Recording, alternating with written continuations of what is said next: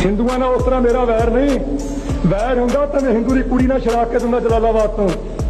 हुक्म चंद हिंदू की लड़की हिंदू चुक के लै गया जबरदस्ती, नौजवान मुंडा 10,000 के कट्ठ विच आण के स्टेज ते चीकां मार के रोया, संत जी तुसीं दमदमी टकसाल के सेवादार हो, पुरातन समय सिख हिंदुआं दी लड़कियां छडाउंदे रहे हैं, मेरी नौजवान कुआरी लड़की नूं हिंदू चुक के लै गया। जे मेरे मन च वितरा हुंदा मैं उहनूं कहंदा स्टेज तोड़ जाके हिंदुआं नूं कह दे, पर नहीं, गुरु का सिख दा फर्ज है, नानक नाम चढ़दी कला, तेरे भाणे सरबत दा भला, तेरे ते चले हैं। उन्होंने कहा कि मैं 12 बजे बोल रहा स्टेज से जलालाबाद जो फाजिलका के कोल है, उन्होंने कहा 5 बजे तेरी लड़की करे आ गई, पर गल ठीक हुई तो होर रौला ना कोई होया।